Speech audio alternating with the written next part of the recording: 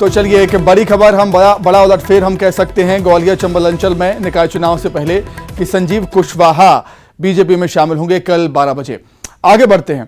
निकाय चुनाव से पहले बड़े उलटफेर की आहट ग्वालियर चंबल में हो ही रही है, जैसा कि हमने देखा है। अब आगे बढ़ जाते हैं कि इस बार नगरीय निकाय चुनाव पिछली बार के चुनाव से अलग है, क्योंकि इस बार नगर पालिका परिषद के अध्यक्ष सीधे जनता द्वारा नहीं बल्कि वार्डों में चुनाव जीतने वाले पार्षदों द्वारा चुने जाएंगे।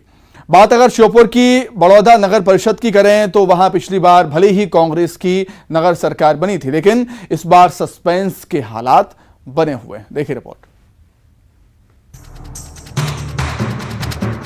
हम बात कर रहे हैं 25,000 की आबादी वाला बड़ौदा नगर परिषद की, जहां मतदाता 15 वार्डों में पार्षद बनाकर नगर सरकार चुनेंगे।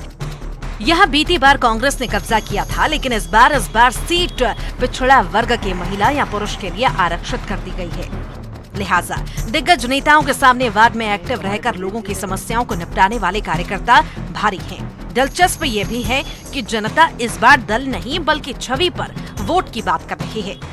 इमरान बताएं किस तरह के वादे पिछले चुनाव में हुए और कितने पूरे हो गए?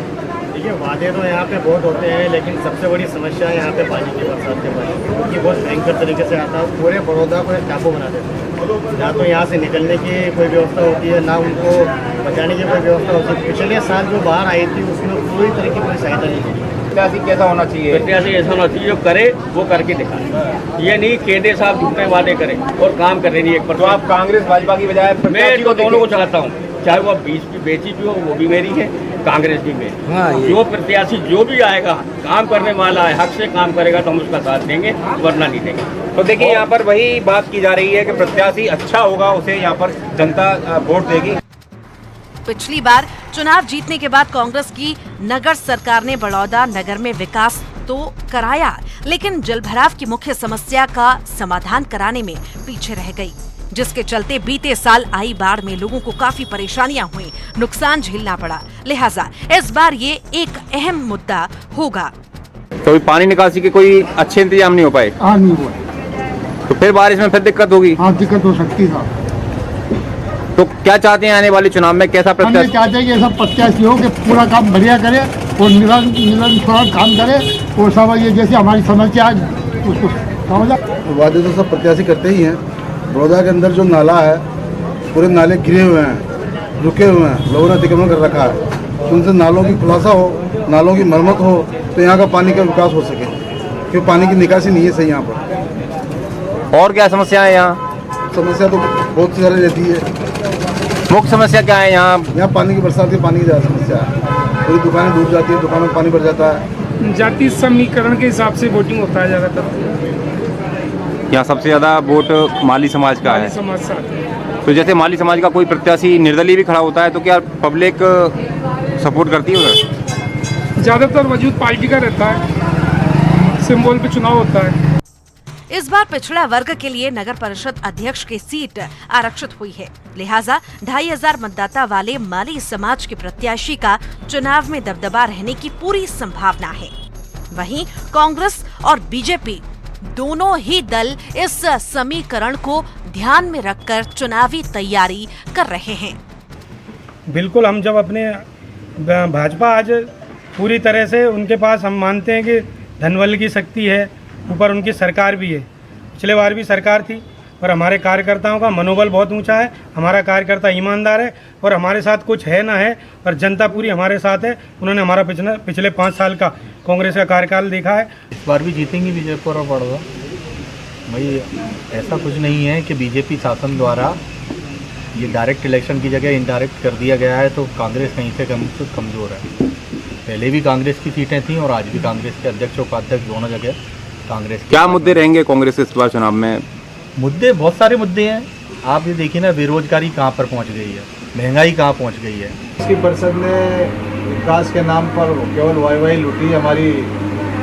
जब नगर परिषद थी हमने पूरे 5 साल की योजना बनाकर बड़ौदा नगर के विकास के लिए प्रदेश सरकार को जो प्रस्ताव भेजे थे वो पूरे प्रस्ताव पास होकर नगर परिषद बड़ौदा में निर्माण काम के अन्य विकास कामों के आए और परिषद का कार्यकाल समाप्त होने के बाद जब कांग्रेस की या नगर परिषद बनी तो उन्होंने हमारे द्वारा जो विकास काम के प्रस्ताव और राशि जो प्राप्त हुई थी उसके माध्यम से विकास काम कराया, उसका श्रेय कांग्रेस को न देकर पूर्व की भाजपा परिषद को सब जनता जानती है और जनता भी समझती है। वैसे आपने अब देखना होगा कि जनता की नाराजगी को भांप लेने वाले राजनीतिक दल कैसे इसे दूर करेंगे और दल नहीं अच्छी छवि वाली मतदाताओं की बात को कितना मानेंगे।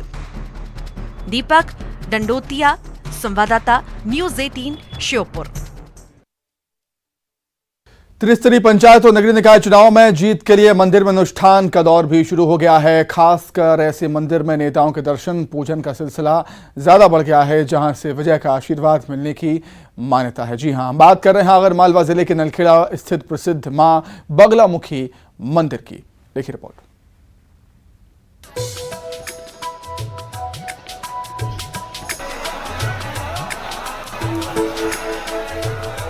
यह है आगरमालवा के नलखेड़ा का प्रसिद्ध तांत्रिक शक्तिपीठ मां बगलामुखी का दरबार, जहां इस समय लोगों के साथ साथ पंचायत और नगरीय निकाय चुनाव में अपनी किस्मत आजमा रहे प्रत्याशी भी माथा टेकने आए हैं। मां के दरबार में पार्षद, पंच, सरपंच से लेकर सभी प्रत्याशी अपनी जीत के लिए अर्जी लगा रहे हैं। वे मां को अपना मतपत्र और जीत की अर्जी अर्पित कर रहे हैं। पंचायत चुनाव को लेकर उम्मीदवार अपना नकली मतपत्र लेकर मां के दरबार में उपस्थित हो रहे हैं और मां के चरणों में अपना जो चुनाव चिन्ह उनको मिला है नकली मतपत्र वो लेकर मां के चरणों में अर्पित कर रहे हैं और मां से प्रार्थना कर रहे हैं कि हे मां हमें विजयश्री का आशीर्वाद प्रदान करें। उसी संख्या में काफ़ी लोग यहाँ पर आकर मां का हवन पूजन करवा रहे हैं और बगलामुखी मां का राजनीति के क्षेत्र में विशेष महत्व है, तो मां से जो सच्चे मन से प्रार्थना करता है उस उम्मीदवार को, उस भक्त को मां विजयश्री का आशीर्वाद प्रदान करती है। मां बगलामुखी का दरबार चुनावी समर में नेताओं के लिए खास बन जाता है। माता का ये दरबार शत्रुओं पर विजय श्री और समस्त बाधाओं को दूर करने के लिए काफी प्रसिद्ध है। इस मंदिर में सभी कामों की सिद्धिदात्री मां बगलामुखी मध्य में स्थित है। उनके एक ओर धनदायिनी महालक्ष्मी, दूसरी ओर विद्यादायिनी महासरस्वती विराजमान है। कहा जाता है कि मां बगलामुखी की उपासना और साधना से माता वैष्णो देवी और मां हरसिद्धि के समान ही साधक को शक्ति के साथ साथ धन और विद्या की प्राप्ति हो जाती है। इसीलिए यहाँ पर चुनावों के समय में नेताओं की आस्था काफी बढ़ जाती है। ऐसी मान्यता है कि यहाँ पर विशेष हवन पूजन करने से विजय श्री का आशीर्वाद प्राप्त होता है। ऐसे में पंचायत और निकाय चुनाव के इन दिनों में विजय श्री के आशीर्वाद के लिए प्रदेश भर के नेताओं और उनके परिजन का लगातार आना जारी है। चुनाव में टिकट लेने से लेकर चुनाव की मतगणना तक नेताओं के अनुष्ठान यहाँ होते रहते हैं। पूर्ण आहुति के लिए नेता और उनके परिजन यहाँ पहुँचते हैं। मैं नरसिंहगढ़ तहसील के ग्राम पंचायत उदपुरिया से सरपंच पद के लिए उम्मीदवार हूँ।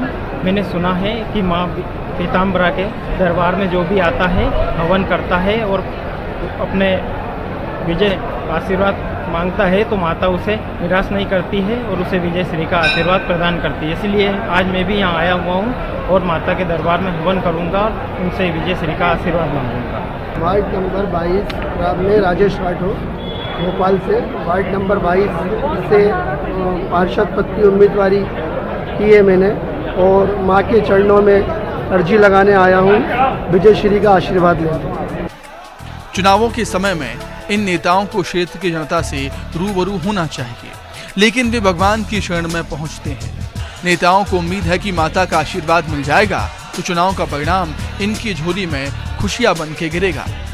बहरहाल परिणाम क्या होगा ये तो आने वाला समय ही बताएगा, लेकिन नेता माता के आशीर्वाद से जनता का विश्वास हासिल करने की कोशिश कर रहे हैं। माता के मंदिर में अर्जी लगा रहे नेताओं को माता का आशीर्वाद आखिर किसे मिल सकेगा ये तो परिणाम आने पर ही पता चलेगा। रजनीश सेठी, न्यूज़ 18, आगरमालवा। तो फिलहाल के लिए शहर के संग्राम में इतना ही, लेकिन बात कर लेते हैं ऑपरेशन राहुल की।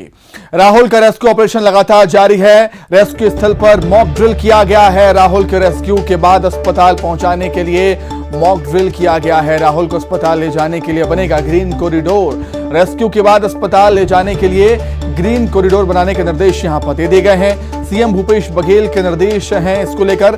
कलेक्टर जितेंद्र शुक्ला और एसपी विजय अग्रवाल को निर्देशित किया है सीएम ने।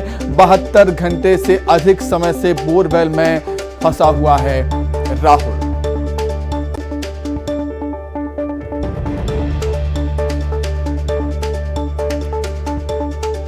तो सुरंग बनाने का काम लगातार जारी है। पत्थर आ जाने से सुरंग बनाने में देरी यहां पर हो रही है, लेकिन मॉक ड्रिल यहां पर हुआ। इसी बीच सुरंग बनाने के बीच ही मॉक ड्रिल यहां पर हुआ है, क्योंकि जैसे ही बच्चा गड्ढे से बाहर निकलेगा, बोरवेल से बाहर निकलेगा, उसे तुरंत ही अस्पताल ले जाया जाएगा।